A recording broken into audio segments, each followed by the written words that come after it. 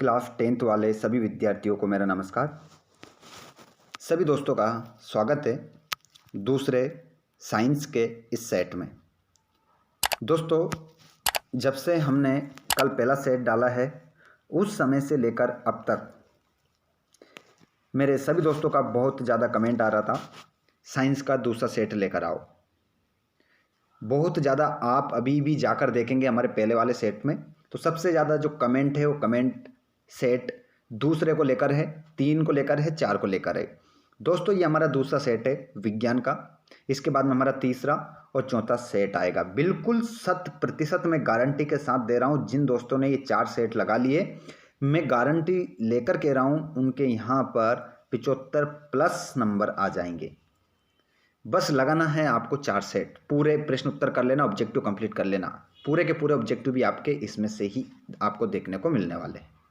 तो पहला सेट हमारे द्वारा डाल दिया गया है, डिस्क्रिप्शन में आपको लिंक मिल जाएगी, जाइएगा और उस वीडियो को भी अगर अभी तक आपने नहीं देखा है, बिल्कुल इन सभी प्रश्नों से हटकर प्रश्न है, ठीक है। 4 ही सेट में मैं आपको अलग अलग प्रश्न बताऊंगा, तो आप सभी दोस्त इन 4 सेट को लगा लो अभी तक, यदि आपने कुछ भी नहीं पढ़ा है तो। और एक कमेंट जो आ रहा था सभी दोस्तों का, इंग्लिश मीडियम वाले, इंग्लिश मीडियम क्लास 10th वाले सभी दोस्तों का भी कमेंट आ रहा था कि साइंस को इंग्लिश में बताइए। दोस्तों, मैं आप सभी को बता देता हूँ, इंग्लिश के 4 सेट में एक ही वीडियो में लेकर आऊँगा, और वो वीडियो आने वाला है आपका सुबह, कल सुबह 6 बजे आपको इंग्लिश मीडियम का वीडियो मिलेगा।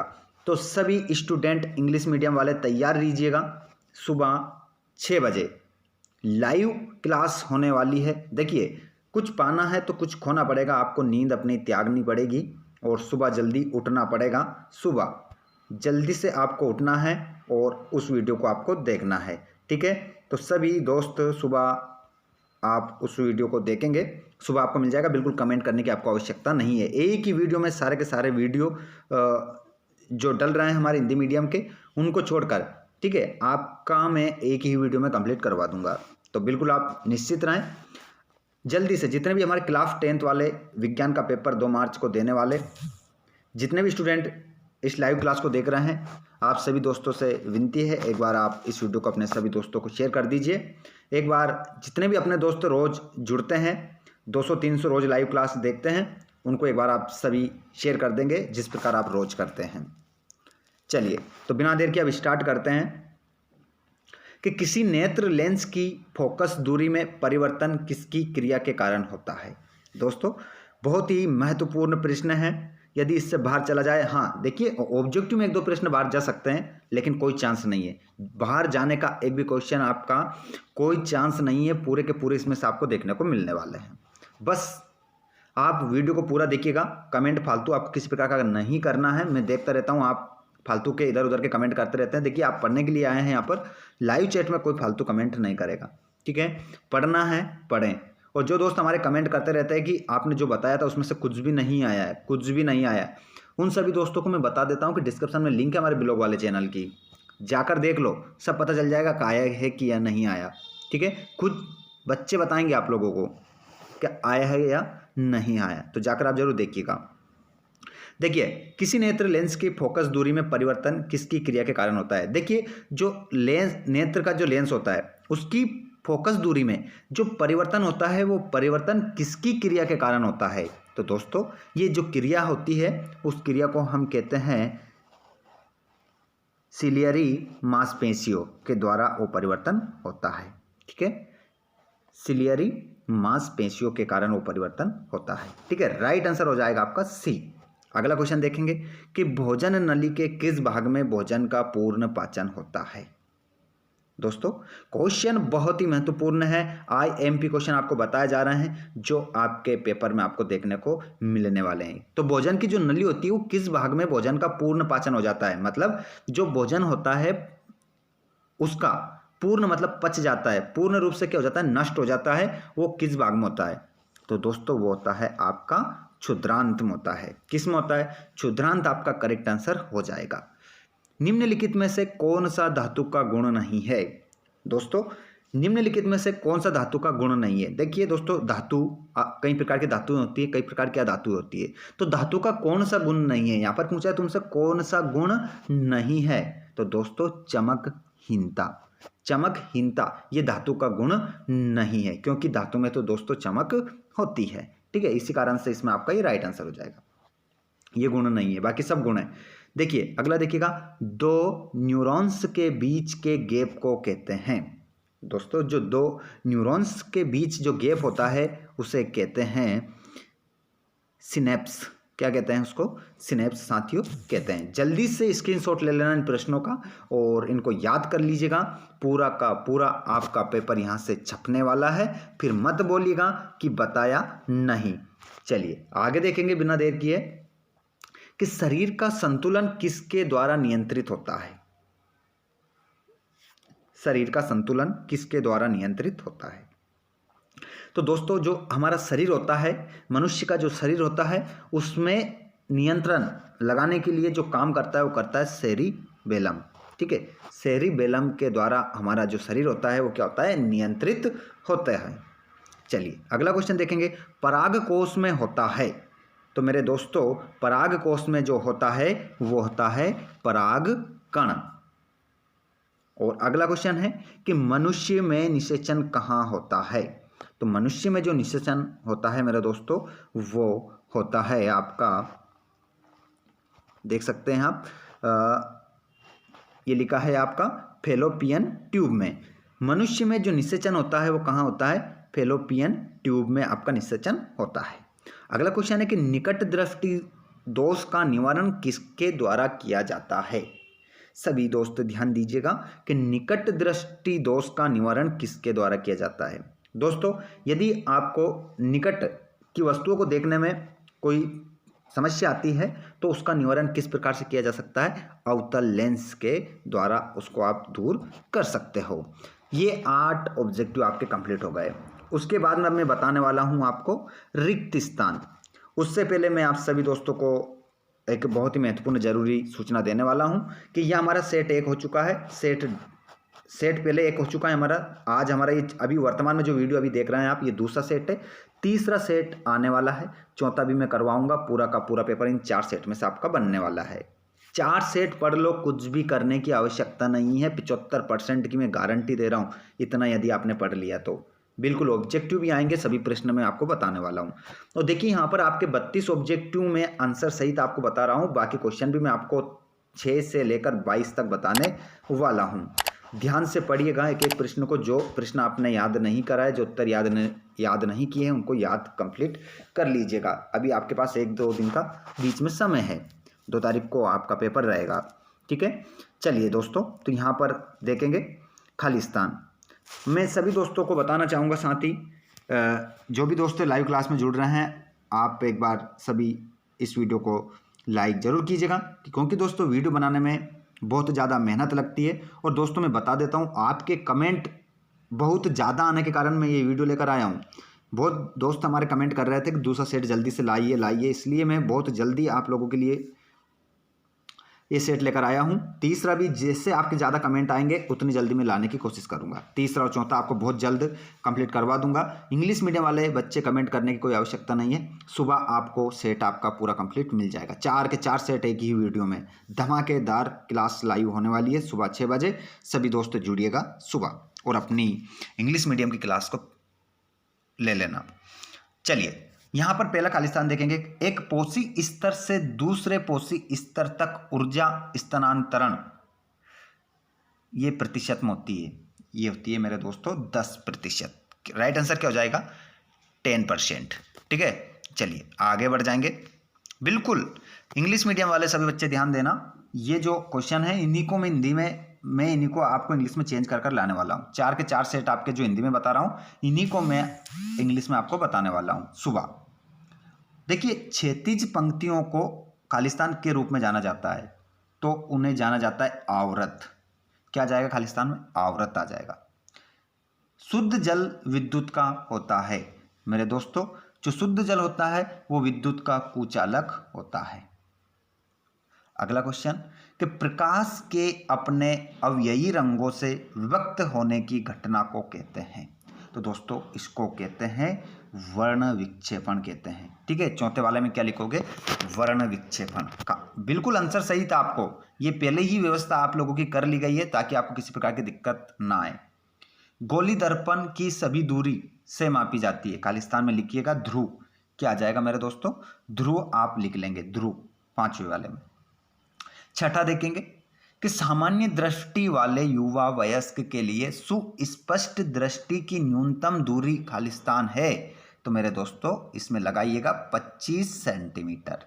ठीक है, cm 25 सेंटीमीटर। उसके बाद में उत्तल दर्पण से प्रतिबिंब सदैव होगा।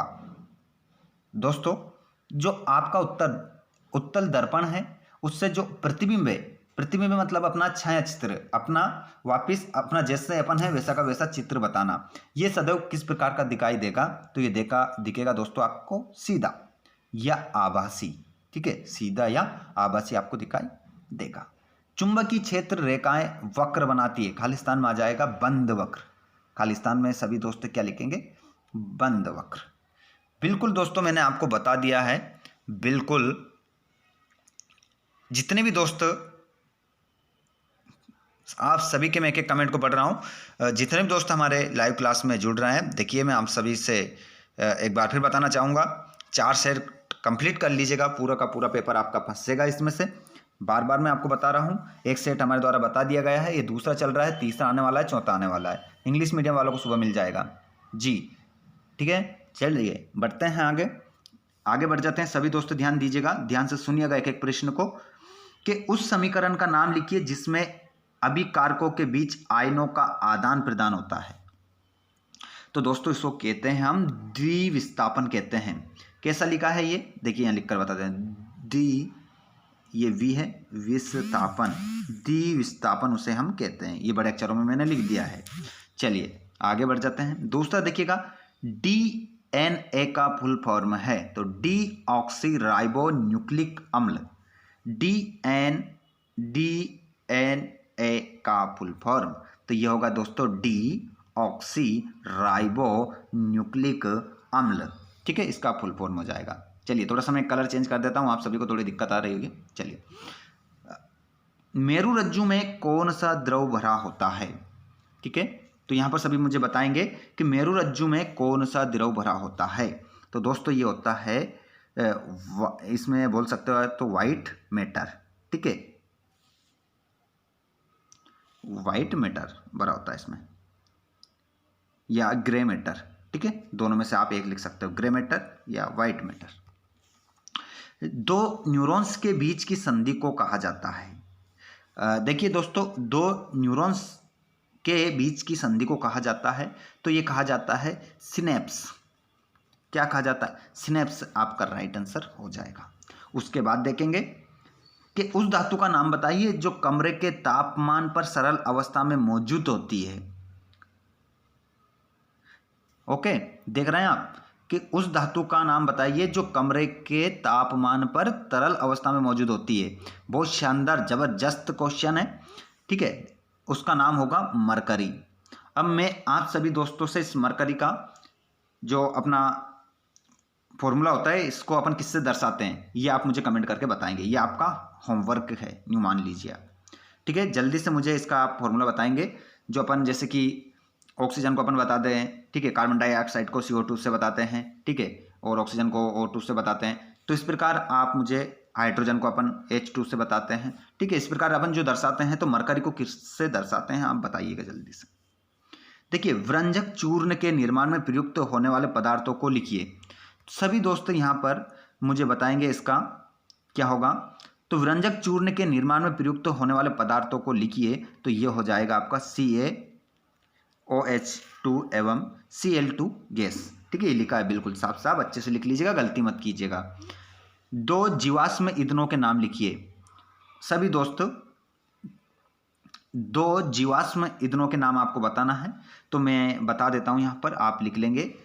एक तो लिख लेना पेट्रोल, क्या लिख लोगे? पेट्रोल लिख लीजिएगा, और एक लिख लेंगे कोयला, पेट्रोल कोयला। ठीक है, दो जीवाश्म ईंधन हो जाएंगे। ठीक है, ऐसे क्वेश्चन हैं जो कल का जो हमारा सेट आएगा उसमें और एक और सेट आएगा उसमें बिल्कुल आपको ये अलग मिलेंगे। ऐसे क्वेश्चन जो बताए जा रहे हैं आपको, इसलिए तो 75% की आपको मैं गारंटी दे रहा हूँ यहाँ से आने की।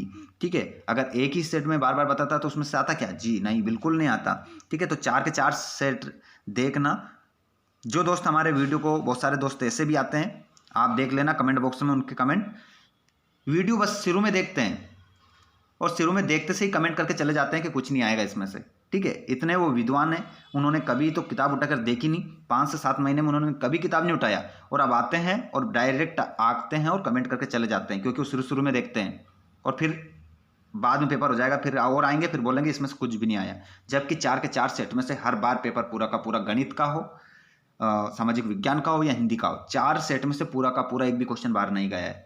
ठीक है, आप हमारे सभी बच्चों से आप पूछ सकते हैं, ऑफलाइन और ऑनलाइन वालों बच्चे से खुद आप उनके वीडियो को देख सकते हैं, क्योंकि जब भी पेपर होता है हर बार हम उनके पास जाते हैं, उनसे पूछते हैं पेपर कैसा आया, और उनका एक ही कहना होता है, वो झूठ नहीं बोलते हैं। ठीक है, जो भी क्वेश्चन नहीं आता है तुरंत बता देते हैं ये क्वेश्चन नहीं आया है। जिन भी दोस्तों को वीडियो देखना है, डिस्क्रिप्शन में लिंक है ब्लॉग वाले चैनल की, उसको क्लिक कीजिएगा और वहाँ पर उन बच्चों के वीडियो को आप देख सकते हैं, अगर आपको विश्वास नहीं है तो। बाकी कोई दिक्कत नहीं, बहुत अच्छे आप लोगों के कमेंट आते हैं, मैं सब कमेंट आपके देखता रहता हूँ, बाद में भी आप कहते हैं ठीक है कि पूरा का पूरा आया। बहुत सारे बच्चे कहते हैं पूरा का पूरा 4 ही सेट में से आया। हाँ बिल्कुल, मछली के श्वसन अंग का क्या नाम है? तो मछली के श्वसन अंग का आप सभी नाम जानते हैं कि जो मछली है वो श्वास किससे लेती है? तो गलफड़े से। ठीक है, चलिए जोड़ी देख लेते हैं। जोड़ी देखिएगा, और यहाँ से जैसे ही जोड़ी आपकी कंप्लीट होगी, यहाँ से 32 नंबर आपके कंप्लीट हो जाएंगे। उसके बाद में मैं क्वेश्चन बताने वाला हूँ आपको। चलिए सभी दोस्त एक बार फिर अपने सभी दोस्तों को शेयर करेंगे कि नेफ्रॉन, दोस्तों नेफ्रॉन को आप मिला दोगे, थोड़ा सा मैं इसका कलर चेंज कर लूँ ताकि सभी को अच्छे से समझ में आए। नेफ्रॉन, तो दोस्तों नेफ्रॉन को आप मिलाएंगे किससे? वृक्क से। और अधातु जो विद्युत का संचालन करती है ये कहलाती है ग्रेफाइट। और हीरा दोस्तों कार्बन अपर रूप, नर युग्मक, शुक्राणु और समतल दर्पण, पांचों को आप मिलाएंगे 5 नंबर से। बिल्कुल दोनों प्रकार से आपको मैं बता रहा हूँ, दोनों प्रकार से मिली हुई है। प्रभावहीता का नियम, तो दोस्तों प्रभावहीता का जो नियम है इसको आप मिला लो मेंडल से। और लिंग गुणसूत्र, इसको मिलाओ आप लिंग निर्धारण। और पित्त रस, ये होगा आपका पित्ताशय। ये आपकी जोड़ी मिल गई। चलिए अब मैं आपको 5 से लेकर, ठीक है 5 से लेकर पूरे क्वेश्चन बता देता हूँ। इन क्वेश्चनों को एक बार जल्दी जल्दी पढ़ लीजिएगा और इनके उत्तरों को याद कर लीजिएगा। ठीक है, ये सभी क्वेश्चन आप देख सकते हैं। ठीक है, अच्छे से वीडियो को रोक रोक कर स्क्रीनशॉट ले लेना। ये आपका हो चुका है। ठीक है, 22 क्वेश्चन मैंने आपको यहाँ स्क्रीन पर बता दिए हैं। यदि आपने इन सेटों को लगा लिया 4 के 4 तो आपका स्कोर बहुत ही अच्छा हो जाएगा, 75 प्लस हो जाएगा, ये गारंटी है मेरी। बस आप सभी दोस्त, आशा करता हूँ ध्यान रखिएगा, अच्छे से याद करिएगा प्रश्नों को, और आशा करता हूँ आप सभी को वीडियो पसंद आया होगा और आपने लाइक कर ही दिया होगा। नहीं करा है तो जल्दी से कर देना। और जाते जाते एक बार सभी दोस्त अपने दोस्तों को शेयर ज़रूर करिएगा। साथ ही अगला वीडियो सेट नंबर 3 पाना चाहते हो तो चैनल को सब्सक्राइब करके बेल आइकन के बटन को ज़रूर प्रेस कीजिएगा। धन्यवाद, मिलते हैं हम अगले वीडियो में सेट 3 के साथ। God bless you all.